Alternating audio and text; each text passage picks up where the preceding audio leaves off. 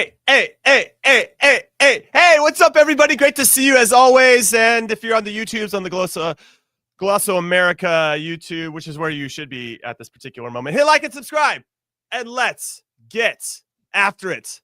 Hi, hello, and welcome to your favorite Average to Good podcast. Call it what you want. I'm Jimmy Conrad, alongside only Tony Meola, because, and I'm putting air quotes up, Charlie Davies says he has a flight issue for wherever he is, Tones. I mean, I don't know if I really believe it. Can we start there before we get into the show? We have a big one. We're taking a deep dive into all the countries that are in the Nations League semifinals here in Concacaf. We're going to be in LA next week. We'll get into all the details.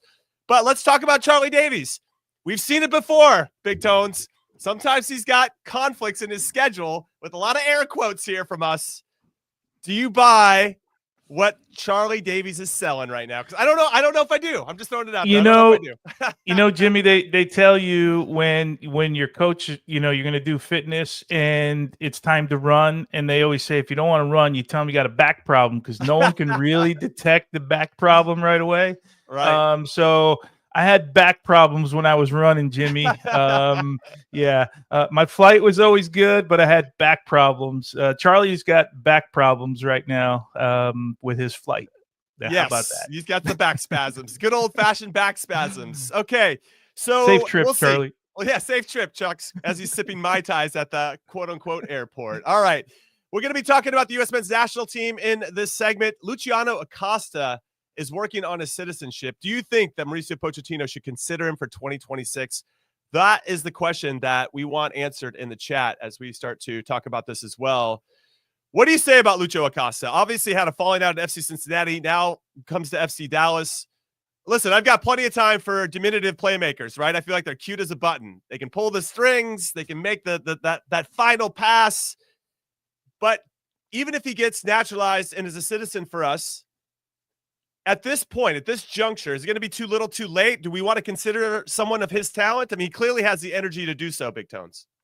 Well, I think you consider him for sure. The other consideration would be he fell out at DC United.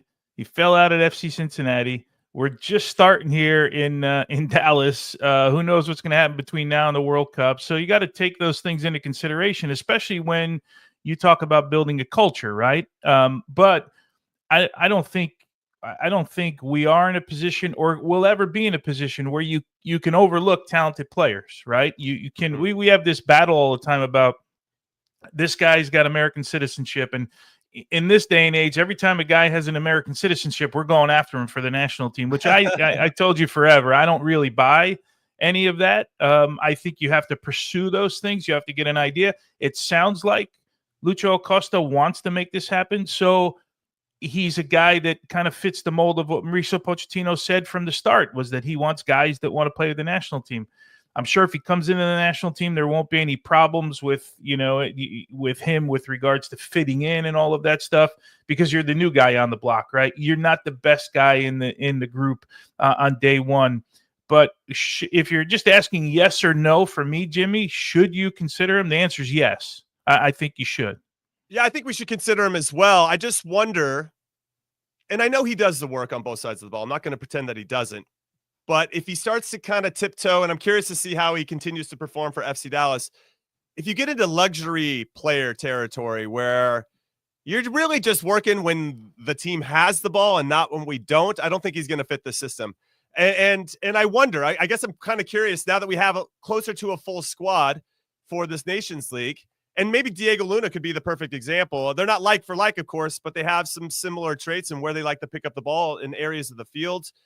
If Mauricio Pochettino can find room for him, and Gio Reyna obviously falls into this conversation too, as a creative playmaker, and you can build around that, though I feel like Christian's been that guy up until this point under Pochettino, then yes, I think we should definitely consider him. But he has to be performing for his club. There has to be a real thirst and appetite. There's a lot of ifs. If he does this, if he does that, maybe there's too many ifs. Will he fit in? All these questions. Maybe there are too many questions to answer to even really truly consider this. So in just my initial thoughts, right? Because we've been kind of hearing this for a couple of months, right? Or maybe even longer than a couple months. I don't see Lucho Acosta with this particular group becoming a starter at the World Cup. right? I just don't see it for a lot of reasons. One, I think there are better players ahead of him in the attacking parts of the field, but I do see if you're gonna ask me, is there a player that in the last 20 minutes of a game when we have the ball and we're controlling it, maybe we need that one guy that could make a special pass, that could we're in the attack or a man up, whatever the case is, like somebody that could change the face of the game and give you a little dimension. I think he could be that guy, right? Because of the way world football is. And again, I'm like in World Cup mode already, because I'm already thinking we're going to have a European team in our group. We're going to have an African team in our group. We're going to have an Asian team in our group. Like I'm already there, right? And I'm thinking like which one of those teams, at the World Cup level does a Lucho Acosta start at, right? And I can't see it, but do I see, like I said, a 15-minute role, a 20-minute role, a 10-minute role where you can change the game? Yeah, I do see that there could potentially be a role there, but there's a lot of things that have to happen between now and then. Right. I don't know much about citizenship, never had to go through it. I imagine I hear it's a really, long process and stuff. Sounds like he's getting closer. So, but yeah, back to your question. Yeah, I'd like to see him if he does, and everything works out with Pochettino and he wants to be there and all of that stuff. I certainly would like to see him get a chance. Okay, so Mauricio Pochettino just had a recent press conference, and he said this of Gio Reyna, and I honestly think he could have said this of Lucho Acosta as well. But here's the quote. He says, "Everyone recognizes that his talent is there." Now, he's referencing Gio Reyna, but keep in mind he could be saying this about Lucho Acosta. "Of course he's improving, but he needs to improve. And of course he can do better. We need to push him, but we need to understand how he thinks, what he likes, what he doesn't like. It's important to create this relationship for the future if we're going to have the possibility again for him to join us. We want to win this competition, and I think he can help. This is why he's with us. But at the same time, I think he can do better. We're trying to create this relationship, try to discover and how to help." Now, obviously with Gio, maybe there's a little bit more of he needs to be playing more with his club. That maybe doesn't apply to Lucho as much because he is the main driver for his respective club, FC Dallas.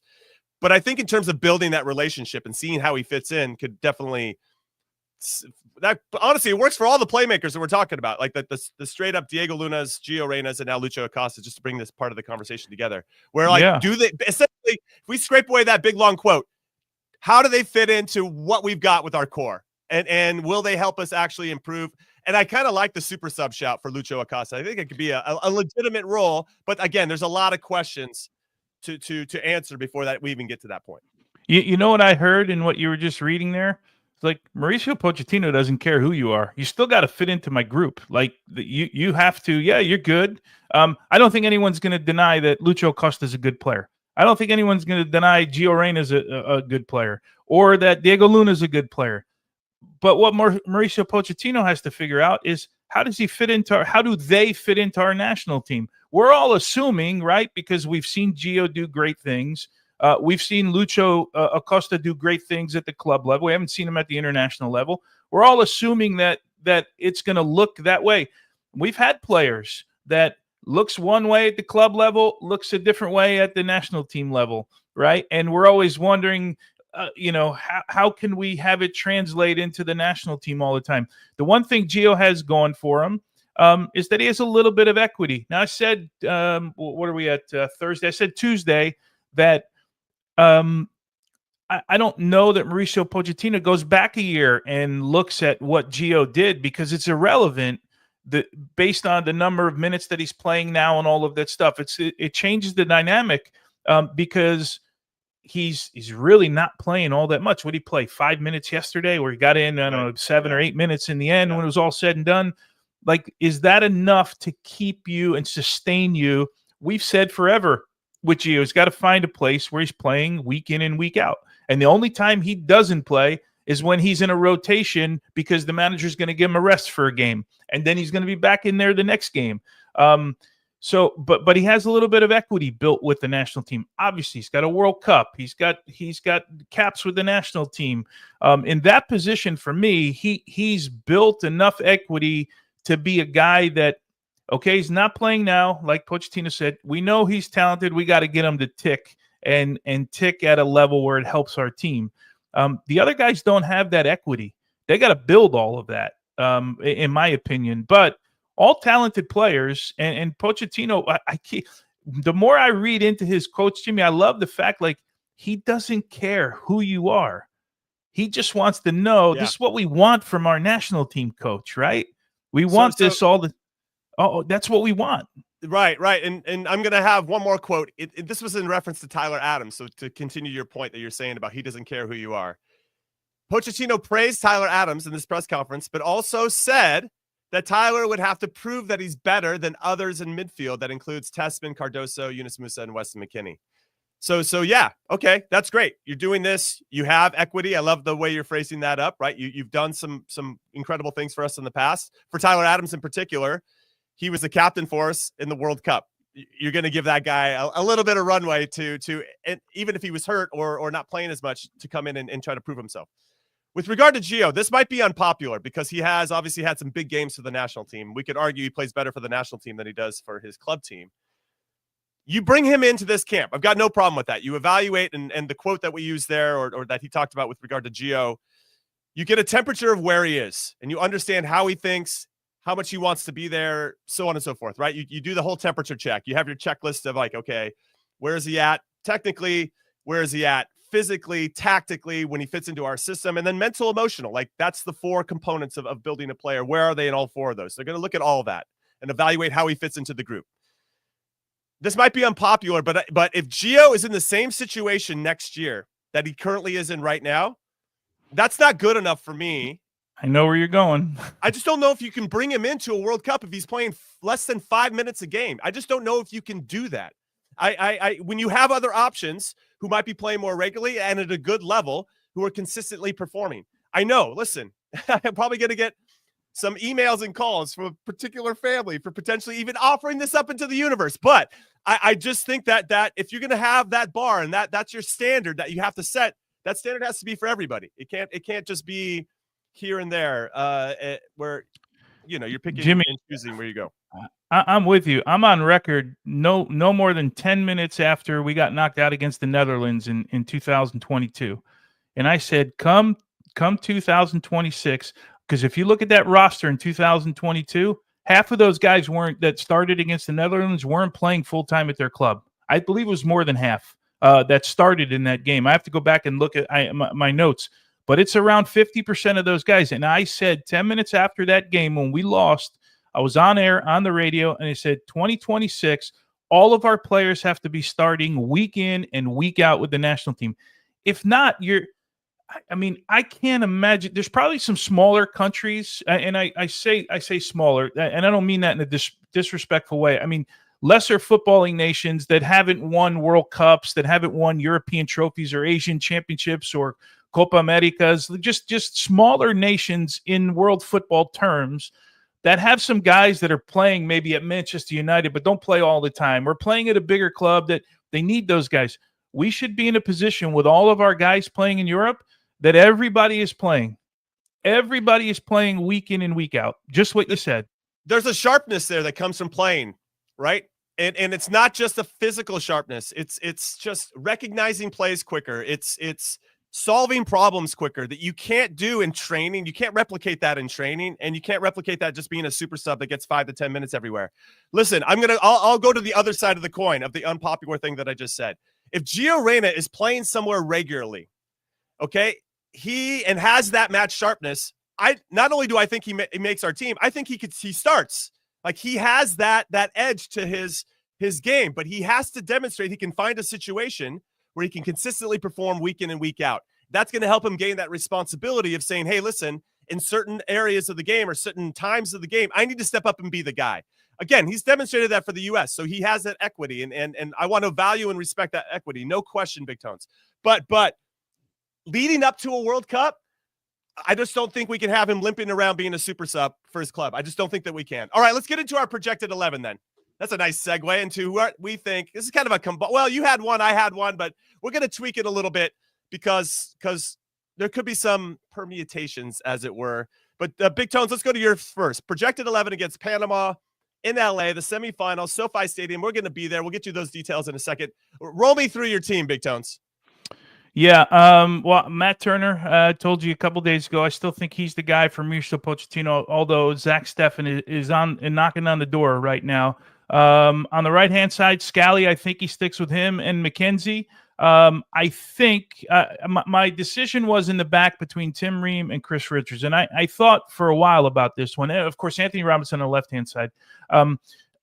With Richards and Ream, the question mark for me was Tim Ream, who's now playing as a left back at Charlotte. I don't know how much that plays into the equation or not, but he's not playing as a left center back. I don't think he forgot how to play in that position. Should be in this particular group right now, but at some point, I think Mauricio Pochettino needs to make the switch, and I'm thinking that he might make the switch in this tournament, where Chris Richards, who, by the way, has not played nearly as well as Tim Ream at the national team level. If we're going to have that discussion about playing club ball and national team, when you're with the national team, Chris Richards hasn't, for me, been the player we see at Crystal Palace, and we've seen grow over the last couple months, really, really at a rapid pace. He needs to be that player here, and I think he gets the opportunity. Tyler Adams, okay, we heard from Pochettino. He needs to prove that he belongs in the middle of the field. I'm convinced that Tyler Adams is going to prove this tournament that he belongs, and this team needs him in the middle of the field. Pulisic shaded to the left-hand side, with McKennie shaded to the right-hand side. But, of course, those two guys have played as almost double tens for Pochettino in the past couple camps. Timothy Weah on that left-hand side, he loves him there. Musa, who has been playing out there in a 4-2-3-1 with Milan, he's played also a little bit deeper. I think he has started more recently deeper. Prior to this recent stretch, he's played on the right-hand side with Pulisic on the left or central, and then Josh Sargent, who is, I saw a clip the other day. It was just on BBC where they're talking about him as the best striker in the championship right now, and he's certainly, I think it's 8 goals in 8 games, right? We had the other day, if memory serves me right. So he's on fire right now. So that's my starting 11. That's how I think Pochettino should go. He hasn't made a lot of changes in the two bigger camps that we've had, and I think we won't see a ton of changes here. Yeah, okay, I like that. Now I'm going to roll up my projected / wish list. I feel like we made this yesterday, and now maybe I've been thinking about this a little bit more and could potentially switch it. But let's throw up my projected 11, as it were. I agree with you. Matt Turner's in between the 6. Absolute slam dunk at left back, Jedi Robinson. I'm going to go with Tim Ream and Mark McKenzie as the out-and-out center backs in a back 4. We know that the right back in this system is a little bit more of a flex. You know, when we build out, we go to a 3 center back system. So with that in mind, I actually think Chris Richards will be the right back, the Joe Scally role that we've seen under Mauricio Pochettino so far. He has some experience playing that position. And if you want to maybe get more traditional 3 center backs in the mix, that's the way to do it. When we've seen Scally play there, he's not really going forward too much. I think he's being asked to stay home because we have players already in those positions. Yes, at the odd time he would join the attack, but pretty much not looking to build out with him. So that's what I would say with regard to that. With regard to Tim Ream, I believe that Mauricio Pochettino really, really, really wants to win this competition. He wants to have a trophy under his belt. Obviously, we're the only nation that's won the Concacaf Nations League, so he wants to maintain that. You don't want to have a drop-off, and he referenced that in his press conference as well. Like, okay, we've won it before, but we can't have any drop-offs. We've got to win it again, paraphrasing. I believe the Gold Cup will be the time to squeeze out Tim Ream if and when you're going to do it. You have a longer period of time. You have more time in build-up. Like the weeks leading into the Gold Cup, where you can really start to work on your team shape with more purpose and intention. And I think that'll be a better time to make that happen. Right now, you're going to go with players you trust. And I think Tim Ream is going to be one of the key guys that he trusts. Plus, the relationship between Tim Ream and Jedi Robinson, very strong for so many years with Fulham. Then you got Tyler Adams, for sure he's going to be in. I have Pulisic kind of flipped with McKennie. The more I think about this in midfield, so Adams would sit. Weston McKennie's going to be off his shoulder for sure. I now kind of talked myself into Christian Pulisic being where Tim Weah is on my list here at the left wing. I think Weah is going to go back over to the right. And then Musa is going to drop in central. So we might have MMA again. We might have a McKennie, Musa, Adams again. But I'm also not convinced that Musa is going to be the automatic starter here. I'm curious if it changes from Panama to the final. If we get past Panama, of course, we've obviously been a bit of a trap game for us in recent memory. But there could be some room there for a Cardoso or a Tessman to slide in next to Tyler Adams if he wants to solidify kind of that back five. Like if we're attacking with five and I put Jedi into the attack, then you're going to sit with Tyler Adams and our Cardoso Tessman, and then you have your three center backs. And now that doesn't leave any room for Musa to be involved. So I'm kind of curious where that could be a possibility, and I wouldn't be surprised if I saw it. But ultimately, that's the lineup that I'm going with. What do you say on some of my? The only thing is I said I like the fact that you got Richards on the right hand side, but you almost concede that your right back is as little as Scally gets forward. You're almost conceding that Chris Richards is not going to get forward, right? Yeah, I'm conceding that. Yeah, so you're conceding no attack on the right hand side. Whoa! Put some respect on Tim Weah's name. Okay, I mean he can get up and down. Well, you had him on the left, so that's. Well, no, I know, but I had talked myself to putting him on the right. But you could have even if it's Musa. But he's really fast, so he can get over there to the right. Well, Musa and Tim Weah both are comfortable starting with him from a deeper position and then getting up and down the line. So yes, I mean there's room to tinker, of course, and obviously he's been asking players to maybe have different starting positions in build-up, and then obviously defensively we can drop into a back five if we want. If I don't think we're going to need that so much against Panama, but Canada and Mexico could provide different. I'm not actually. You know what? I shouldn't even look ahead because anytime we look ahead, we always get kicked in the ass. So yeah, so I'm about to say, don't do it. Yeah. I'm not jinxing anything. All right, we're going to take our first break. Call it what you want. When we come back, we're going to start breaking down the other teams without Charlie Davies. Where are you, Charlie Davies? Sipping on Mai Tais. All right, we'll be right back. The clock never stops. Relive the greatest moments with uninterrupted highlights and more. It's Gareth Bale! Ronaldo! Wonderful goal! On the UEFA Champions League channel. Streaming free. All right, welcome back in to Call It What You Want. I'm Conrad Dino alongside Big Tones, and we want to remind everybody that we are going to be in LA for the Concacaf Nations League. We're going to be doing live shows with the American Outlaws. The first one's going to be March 19th at the Meeting Spot in Inglewood. Doors open at 6 p.m. The show starts at 7 p.m. and everybody is welcome. All right, the American Outlaws are also organizing a pickup game for fans attending the Nations League Finals. It's going to be on Saturday, this pickup game, March 22nd. More details on theamericanoutlaws.com. Big Tones, I'll be honest, I'm already starting to stretch for that. Looking forward to taking down some people that maybe criticize us in the comments. All right, if you're going to run your mouth online, you better be able to run your mouth in person. That's all I'm saying, everybody. All right, so let's get into a little deep dive. Let's start with our opponent first, with Panama. And I think when I look at Panama, and this is going to be their third straight Final Four in the Nations League, which is impressive. Obviously, they took us down in Copa America. Now, a Tim Weah red card didn't help that process. But they did what they had to do, and they got out of the group, and fair play to them. Now, I want to talk about Thomas Christiansen, their manager, 51-year-old Dane, who moved to Spain when he was 18, ended up playing for Barcelona's first team twice under Johan Cruyff, by the way, and also got 2 caps with Spain along the way. So he definitely talks about Johan Cruyff a lot when he's developing his methodology and how he wants Panama to play. That is super ambitious. I love the guy for listen, I'm going to get the Panamanians to play and have the structure and have the identity to play like a Johan Cruyff team. We're a little bit more ball dominated and a lot of rotations and a lot of players that feel comfortable in a lot of different situations. And I appreciate that, but that is a bold shout for any national team. But in years past, you played against Panama a few times too. Maybe they didn't have that type of identity, but now it seems like that identity in Thomas Christiansen and his ideas are paying off. Well, I think you can see it in the way that they want to play. And the one thing it takes is guys in the midfield for sure that are comfortable with the ball, guys in the back that are confident enough to squeeze a pass through 2 players and don't panic on the ball. I think you see that with this team. We saw it in the what do you call it? Not Concacaf, in Copa America. Yeah, we saw it in Copa America. We saw it last year too in Concacaf Nations League. Keep in mind, they're in their 3rd straight finals here, as you see on the screen, right? So they've been the team for a while. It was Costa Rica, right? It was the U.S., Mexico.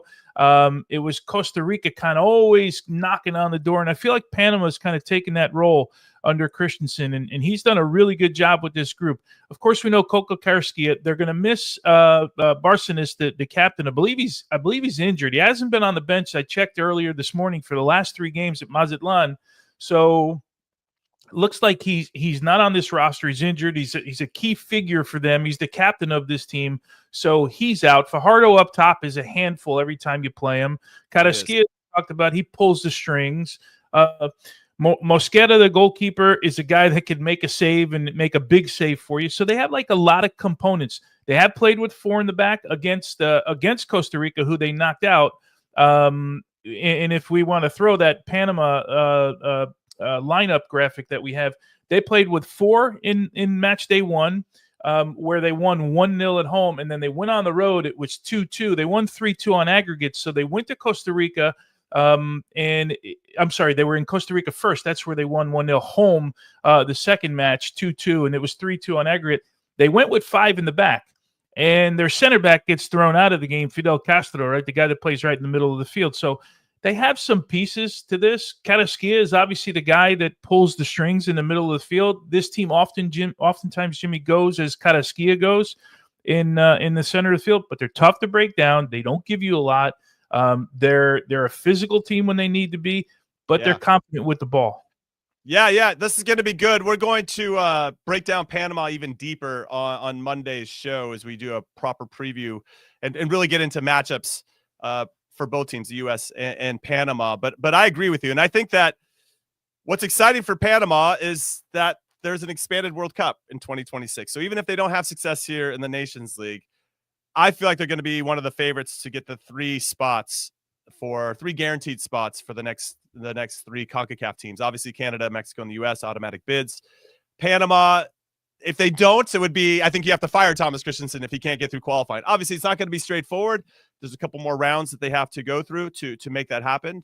But I feel like he's positioned them well to qualify for the 26 World Cup. And I'll be honest, I would not want to play Panama in that World Cup. I just feel like they're going to be very similar to Copa America. They're just tough to break down. They've got a couple players that have a deep belief in themselves, and I think they have that collectively as well. So we'll get into them more on Monday. Let's talk about Mexico, though, El Tri.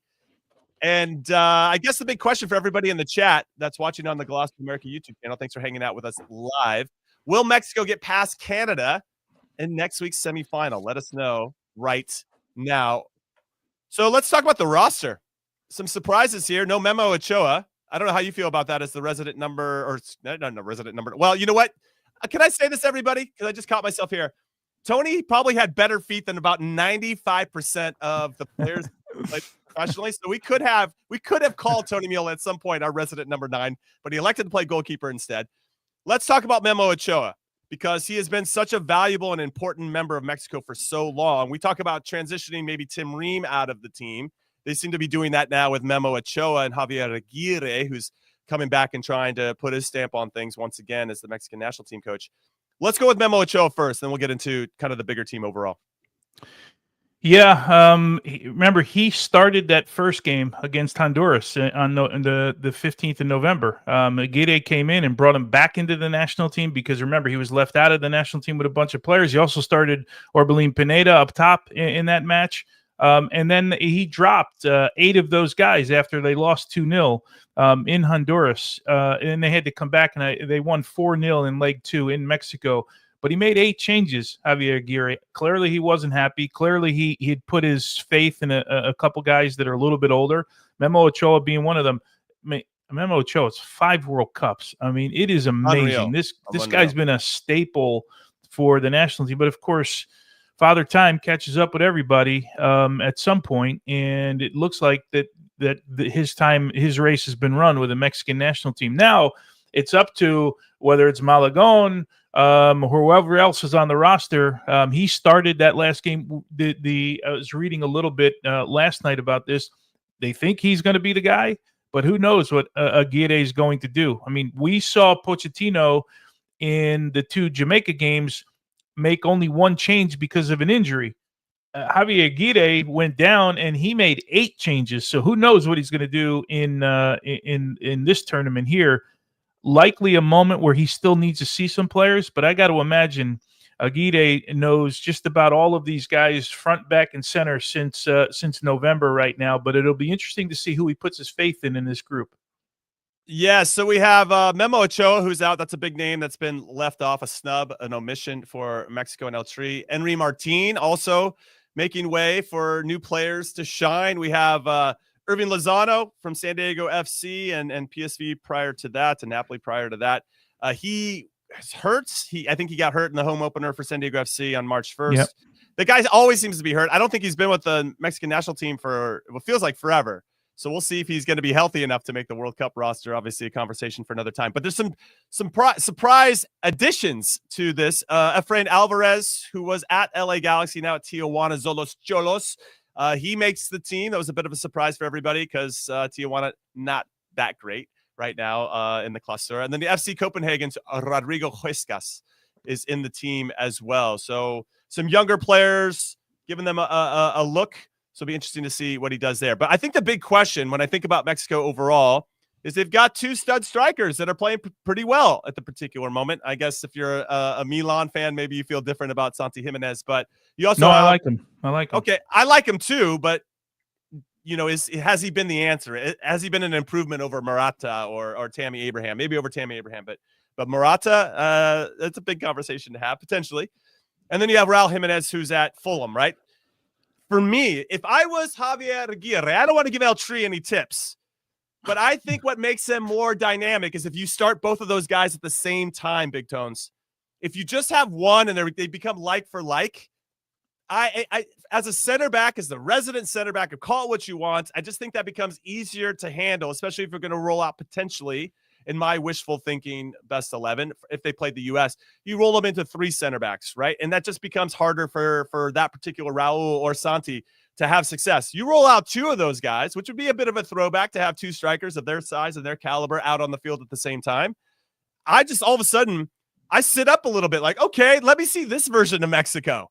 But if they just go with one striker, I'm like, all right, you're now relying on wingers. They haven't been as dynamic. You got Huerta on one side, Alvarado on the other. Yeah, those guys are good, and they can do some things from time to time. But I don't know. Having both those guys on the field at the same time, I think makes Mexico a lot more dynamic and dangerous. Well, I'll throw this into sort of the mix here with that conversation. Aguirre likes to play in a 4-2-3-1, right? We've seen it before. We saw it in November.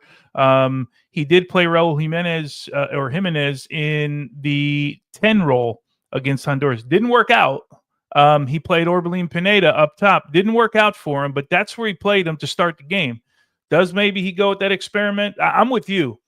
I'd look, if inherently you put those two guys on the field, you got Santi, who likes to run in behind, right? Run off the shoulders of defenders. And you got Raul, who's more of a target player and a beast in the box. Like, he finds space in the box, and every cross you see, he's battling for everything. For me, you got two different players. The only thing is, do they step on each other a little bit in the box? But if I'm game planning for those two guys, I mean, you really got to concentrate on two guys that do a little bit different things but have the same mission, and it's to score goals.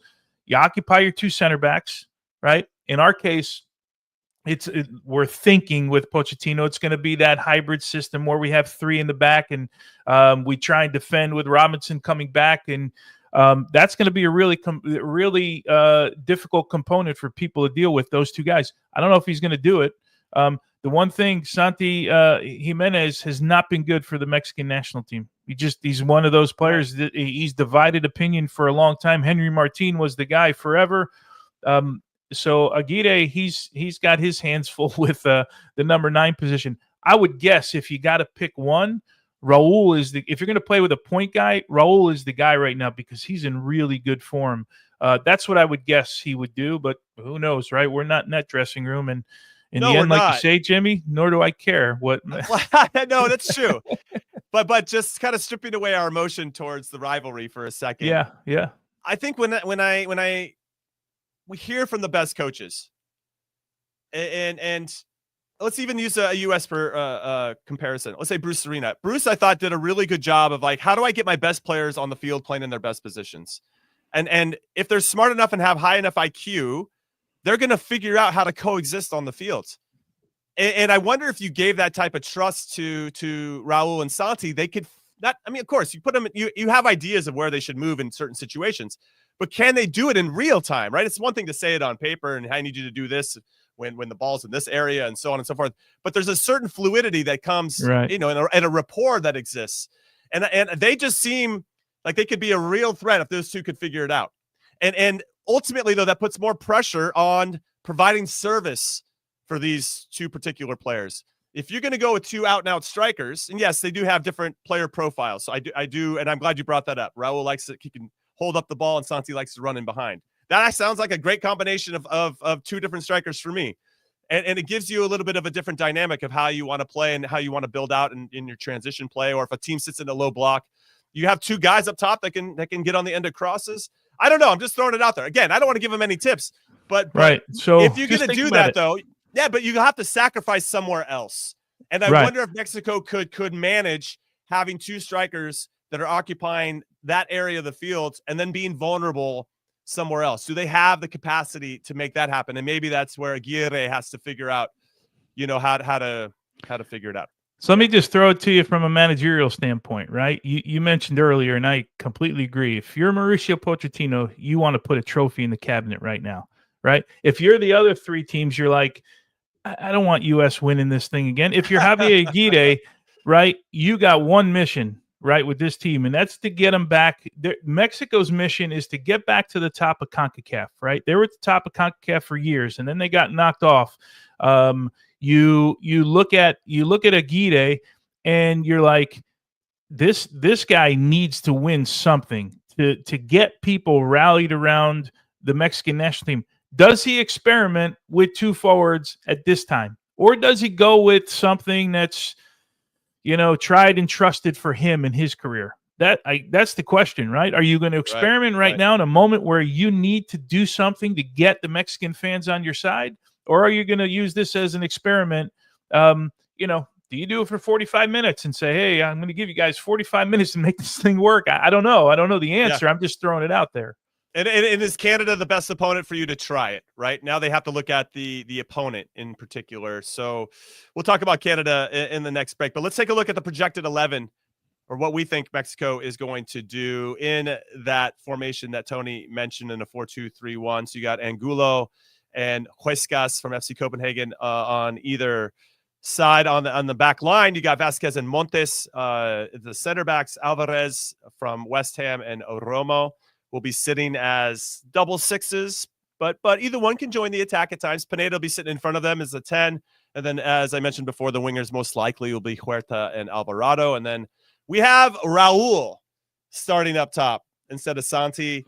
We'll have to wait and see if that changes. And Big Toe, so if let's say you went with Raul and Santi, and we look at this projected 11, where would you sacrifice? Which player do you think comes off? And then we have Luis Chavez could also play in Romo's position as well. I like Luis Chavez's game a lot. Where would you sacrifice if you were a coach? You could even just leave the names out, but if you went with two strikers, which position would you drop? Would you just go with a straight 4-4-2 and maybe lose Romo? I think Romo's been the one consistent, although he doesn't cover a lot of ground. He's a really good passer of the ball. He gets in good spots to break up plays, which is everything that they've wanted Edson Alvarez to do for years. I think they like those two together. Jimmy, I think if you think that your two outside backs can go and attack, Huescas is an interesting one, right? He's the guy from Copenhagen. That's right. Is that right? Yeah. He's the interesting one. I think you take Orbelín Pineda out and you go just with a straight 4-4-2 and let those two guys, Alvarez and Romo, kind of sit behind the back four or three, depending on if, when your wing backs are getting forward. I would think that makes the most sense, right? You couldn't have – I don't think you could have – well, you can tinker with the formation, but I don't know that you can have both Santi and Raul on the field with Pineda behind them and then think you can – you can balance it behind them nearly as easy if you don't go with a 4-4-2. But there's been stranger formations, right, that we've seen. Yeah, no. Huescas is playing at Copenhagen. He was at Cruz Azul before that. Played for the U23s for Mexico. 21 years old. So for him to get a start in this particular game against Canada could be a nice test. Sink or swim time for Huescas, but we'll have to see how he does. We'll see how Mexico does. All things considered, some big questions. Nice for them to have a little bit of depth where they have some conversations about who should start and where, but they're still kind of thirsting for a player to really step up and be the guy that wants the responsibility, that whether it's up top or underneath, right? When my generation was Cuauhtemoc Blanco was the number 10, right? And then you had Borghetti up top, and then you had Gerardo, who was in the middle of midfield. So you kind of had a nice anchor at every line of the field, especially in the spine of the team. And I don't feel like they have that same type of presence anymore. Jimmy, there was always, I don't know, even when we turned this thing around. By the way, Aguirre was the one in the 2002 World Cup, right? That we beat the 2-0 and over in that World Cup. Even when we turned this thing around, there was always a confidence about Mexico. There was always like you were, even in the games where we were winning, didn't you always feel like there was still like a shine about their game, right? There was still dare I say, an arrogance about the way that they played, I think that's a great way of saying it. Yeah. Right. I mean, I'm trying to paint the picture like where you always thought that they had another gear that, okay, today we got to stop them from getting that next gear to get to the next level. And I don't see that with this Mexico side. Like we've heard the fans have gone away. They're changing managers it seems like every 6 months they change the manager. And they don't win a lot of games convincingly, which is so un-Mexican national team-like from teams in the past. And I don't know. I still feel like they have talented players, but it's that confidence that I don't see in the Mexicans. Of course, I'm hoping they don't get it against the U.S., but that's always the game that – but just in general, because if you think about over the last 10, 15 years, they've gone and played the Brazils of the world, the Italys of the world. They've played everybody, just like we had for years before Nations League changed all of Europe and who you could schedule. They would go and play those teams the same way they would play teams in Concacaf. And they'd have that flair and that confidence, and they don't have that right now. And that's what Aguirre's got to get back. That's his mission. Yeah, I agree with you on that. When we played, you're right. You make a great point about them having another gear, or they could hit a switch where if we had a lead, you could see them going, all right, F these guys. All right, let's just pick up our level, another level. And there was like an unspoken understanding that this was now our time to pick up the game. I don't see that either. And in some ways, it feels like Mexico might have a bit of an inferiority complex where instead of in that moment, right, say they go down a goal, instead of them thinking, okay, let's hit another gear, it feels like they're now thinking, here we go again, right? Oh, we're not good enough again. We can't live up to our past triumphs or whatever it is. And so, yeah, that's a mentality that Aguirre and his staff, Rafa Marquez is on that staff too, have to figure out. So, yeah, big challenge for them. And obviously this is a big tournament where, to your point earlier, they could really shift the attitude and the mindset and build some momentum going into the 2026 World Cup. And maybe even before that, into the Gold Cup here this upcoming summer. All right, we're going to take our last break and call it what you want. When we come back, we're going to talk about one of our former co-hosts of the show who now just happens to manage Canada. Jesse Marsch had some words ahead of this competition, the Nations League, and we're going to dive into Canada a little bit more. Don't go anywhere. Dive into the biggest moments from the big dance with NCAA March Madness Bracket Breakdown, Sunday on CBS Sports Network. Okay, welcome back into the stretch run to call it what you want. I should have mentioned this before, but I'm going to mention it right now. We are building our Concacaf Nations League Best 11. So from all four of the nations that are here, we're going to talk about that at the very end of the show. And I don't know if everybody's going to be happy about this Concacaf Nations combined Best 11. So it should be some fun talking points with regard to that. Me and Big Tones are ready to shield ourselves from some of the comments on the YouTubes. But let's talk about Canada. We teased it before the break, Tony, and now let's get into Jesse Marsch. Obviously, there's some political tensions. We had Jesse say recently that as an American, I'd like to address the 51st state discourse from President Trump, which I find unsettling and frankly insulting. Canada is a strong, independent nation that's deep-rooted in decency. It's a place that values high ethics and respect, unlike the polarized, disrespectful, and often now hate-fueled climate that's in the U.S. Jesse Marsch coming out swinging. And it's interesting because those comments, I feel like, really symbolize what he has done for this national team. Not only has he given them, I would say, more of an identity in terms of how they want to play on both sides of the ball, as opposed to John Herdman, who was there before, and obviously with the use of drones, put Canada in a good position. Yeah, I'm digging up some old stuff. But I think that Jesse has really instilled some belief in who he is, who the team is, how they want to play on both sides of the ball, and has really injected them with some energy. And obviously, we saw that in a friendly where they beat us in Kansas City before Mauricio Pochettino took over. How are you feeling about Canada's chances? Let's just start an overall conversation about Canada. Do you think they can beat Mexico? And if so, how do you think they would do, hopefully, against us in the final, or at least playing against us in the final? Because that would be, man, that game would be on rocket fuel. Jesse Marsch-led Canada versus the U.S. in the final. Yeah, that would sort of be, as much as we always want to play Mexico and beat them in a final and all that stuff. I think that would be the funnest of the finals, U.S. against Canada. Especially, look, Jesse's done a great job with that group. I feel like he's Canadian at this point, right? He's done such a good job. He enjoys it there. He enjoys that team. It's a team that Canada fans, you should always be proud of your team, but this is a team that they can really, grab a hold of and say, we can compete with teams around the world. He continues to bring dual nationals in to the program. He's done such a great job with the group. The question is, it's been in terms of sort of Canadian soccer history, it's been a really short period of time where they've had success, right? It's been sort of now. Can he sustain that going through the World Cup? Of course, qualifying in 22 was a massive achievement. Didn't go their way in 22. Jesse's mission is, like every other country that goes to the World Cup for the second time, is to try and get that group into the next round, get them out of the group phase and get them in the next round into knockout to see what they can do. They're capable of it. They have really talented players. And can I tell you my secret? I'm secretly rooting for Mexico to lose against Canada and us to beat Panama, and it's U.S. Canada in the finals. That's what I'm privately and secretly, and I wouldn't tell anyone, rooting for. So what's interesting is that a year ago, Big Tones, for the Concacaf Nations League in Dallas last year, it was me, you, Jesse, and Charlie hanging out in Dallas, talking about Greg Berhalter and the team, and going through all these same, let's say, rituals and traditions as we talk previews and what's going to happen and what we want to see happen and who should start and so on and so forth.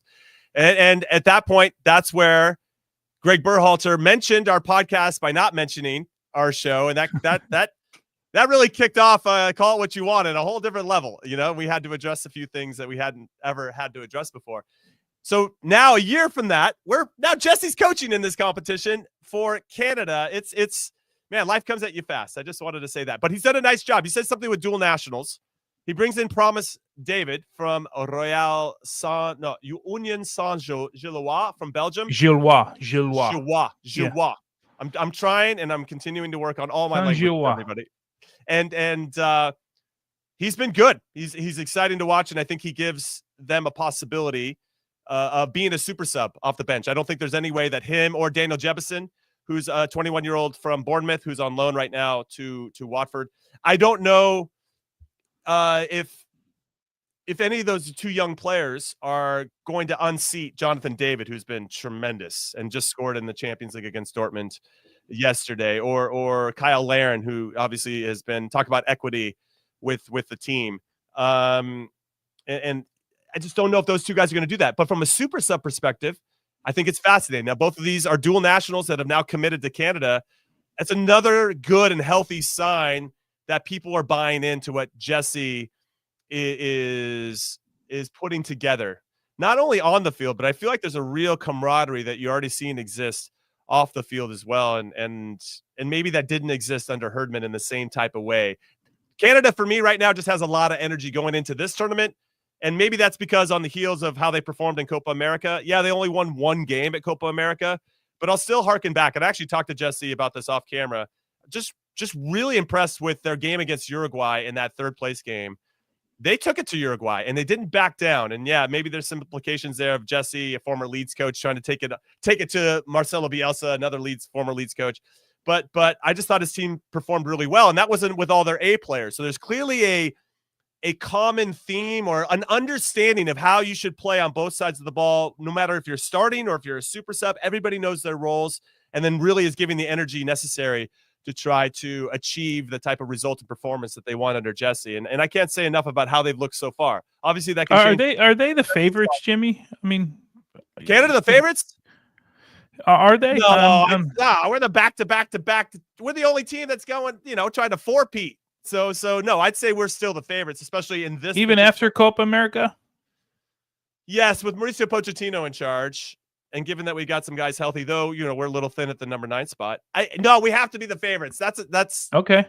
But maybe in terms of current form, we could argue that Canada might be the sharpest at the particular moment. No, we were pretty sharp against Jamaica. We were pretty good against. Our form was pretty good against Jamaica. Yeah.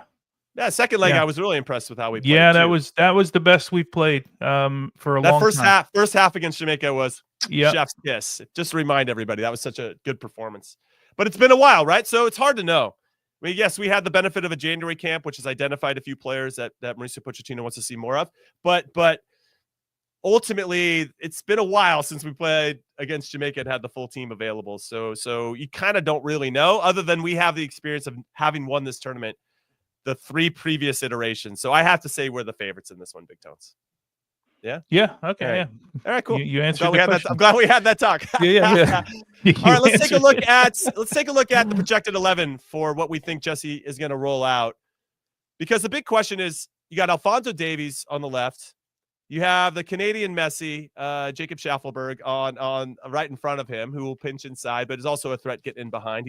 I thought he was really sharp and dynamic in Copa America. You got Jonathan David, who has been unreal. 40 games so far this season, 23 goals, 10 assists. In the Champions League alone, 9 goals in 14 games. He scored against Atletico Madrid, Real Madrid, Juve, Liverpool, Dortmund, Feyenoord, Fenerbahce, Red Star Belgrade. I mean, the guy's just very diversified in his portfolio in terms of who he's scoring against this year, and obviously doing it against French teams in Liga. So Jonathan David's going to be a handful. You got Estacio, who plays for Porto. Ismael Kone's in midfield. Bombito moved to France, very similar to Mark McKenzie, getting more reps there, building confidence. Cornelius, Alistair Johnson for Celtic. Ali Ahmed, who I know that Jesse rates highly, very good in 1v1 situations in particular. This is a pretty balanced, solid team. Now, they don't have Maxime Crépeau. They got Dane St. Clair in between the sticks, but obviously he's demonstrated enough with Minnesota United that he can win a game by himself. I like this Canada team, and I think if Jesse can get everybody rowing the boat in the same direction like he has, I don't see too many vulnerabilities in their starting squad. No, the only thing David's been playing is a 10 for Canada, right? That's been the big storyline. I don't know that Jesse goes with 2 up top. He hasn't really done that. Yeah, right. He would drop in. Yeah, he would drop Jonathan David in there. Davies on the left-hand sides and Schaffelberg, they have been outstanding, and you look at Schaffelberg and his Copa America was incredible. Bombito, I mean, he's become like a premier center back, not only in Concacaf, but I think his upside. He hasn't even touched the ceiling yet. The way that he plays, his recovery speed, his reading of the game is getting better. Wait, can we reference his comment really quick? Because this is from Matthew. Because we're talking about gotcha. He said Bombito reminds me of a young Jimmy, but with speed, jumping, and defense. Yeah. Okay, listen, I wasn't that bad, but Bombito too. You're excellent. Your jumping was incredible, man. Your heading ability was incredible. My vert, my 5-inch vert was amazing, everybody. But my timing was impeccable. Right, that's all that matters. Yeah, look, they're a deep team. They continue to get deeper. They're going to be Mexico's going to have their hands full. I think Canada is the favorite in that game. I'd be very surprised if Canada doesn't make it to a final against this Mexico side the way it's going right now, and the team that they're building. Of course, they've got a lot of energy just thinking about Copa America. Okay, you win one game. But you played well. You navigated your way through the tournament, right? We know you don't have to win every game to go through. You're going to have to win some games on penalty kicks sometimes. And for me, those are wins, no matter what you say. But you look at this team, and they're dangerous, especially up top. I mean, they've got guys who can score goals. And when you got Alphonso Davies, who in his career was naturally a left winger, who got converted as a left back, but you know where his love is, and that's playing in the final third of the field all the time. Very dangerous team. When you mix a team that's very steady and organized and are good at, the transitions in particular, and then you add in, right, a really balanced, and then you add in a few players that can win a game by themselves. When I think about Alphonso Davies, he can do it. He can slalom through a couple people and hit one top corner, and you're like, all right, that guy's why he's one of the best in CONCACAF. We have that as well, I'd say, and Christian Pulisic in particular. Mexico, I don't know if they do have that. Panama, I think, lacks that as well, and that's why I think those are the two teams, because we have a little bit of that magic from one or two players that can help win a game, and ultimately I think that's going to be the tipping point. Well, we'll wish Canada the best of luck. I would like to see Canada-US in the final as well. Okay, as promised, CONCACAF Nations League Best 11 combined. This is not all time. This is just current players. Let's get into it. What do we got? Drum roll, please. We got Matt Turner in goal. We got Jedi Robinson on the left. Bombito and Chris Richards as the center backs. Alistair Johnston as the right back, Tyler Adams, Weston McKinney, or we're in a 4-4-2, I should add, for people just listening. Adams, McKinney in the middle of midfield, Alphonso Davies on the left, Christian Pulisic on the right, Jonathan David and Raul Jimenez as the strikers. I can't rubber stamp this, Jimmy. Whoever put this together, I can't rubber stamp it. Whoever put it together has got no guts. No guts whatsoever. No guts. Yep, that's it. You can't have Alphonso Davies doesn't play in the midfield. We know he's a left back. We know Anthony Robinson is you got to have them both on the field, though. No, you can't. They're left backs. You're just making it. This is like an all-star. Just like when you choose the MLS all-star team, you got 9 forwards in the game that have never played in any of those positions. We got Chris Richards, who we just spent 50 minutes going. He hasn't played well with the national. I'm seeing Ives say, let's not act like Davies has never played left wing. By the way, Ives, he's played right wing for Canada, not left wing for Canada. He's their left back in the team. So I'm asking Ives to type to us. He has to pick one guy, one left back. That's it, Ives. One left back. Yeah. Robinson.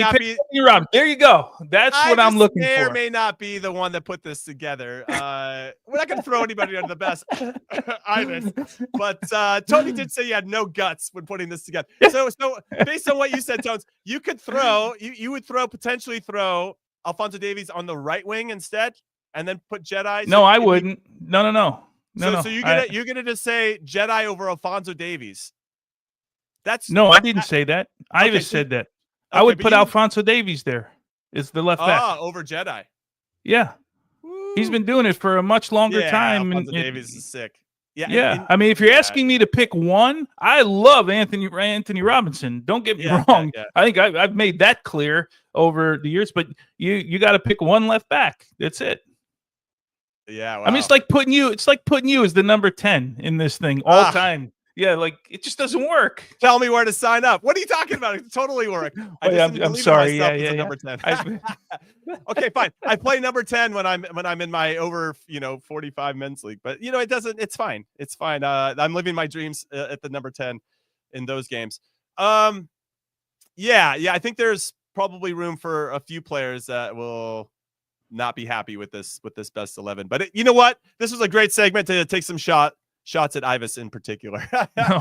He's always killing us in our chat. So it's our time to flip the script and let him have it. Either way, this is going to be a fantastic Nations League. So many great narratives and stories to get into, the tactics and how the players are going to perform. It's going to be amazing. And we're going to be there. Once again, we're going to be in LA. So come out and hang out with us when we arrive. Again, March 19th, we're doing a live podcast, The American Outlaws. That is doors will open at 6 p.m. at the meeting spot, Inglewood. Show starts at 7 p.m. Pacific. Make sure you come and join us. Nations League semifinals will be happening on Thursday, March 20th. US-Panama will kick off first at 7 p.m. Eastern, and Canada-Mexico will follow at 10:30 p.m. Eastern. So if you're on the East Coast, you better put some coffee on, because that is going to be a pretty tasty semifinal between two nations that have some ambitions, and one of them will not get there. The other one will get to the final, and then hopefully lose to the U.S. All right, that's it. We're calling it a show. Thank you so much for hanging out with us as always. We're going to have a preview of this game on Monday. Be a special preview for you on Monday. Call you what you want. And then we'll have in person, our first ever in-person podcast with a live audience happening on Wednesday on March 19th at the meeting spot, Inglewood. Doors open at 6, open to everybody. Show starts at 7. Come and join us if you're in the area. We'd love to see your faces in person. And that's it. We're calling it a show. Thank you so much for hanging out with us. And thank you for Ivis for being a good sport because we took a lot of big shots at you. And Charlie Davies, where are you? We don't know. Hopefully we'll see him on Monday. See you guys. Have a good weekend.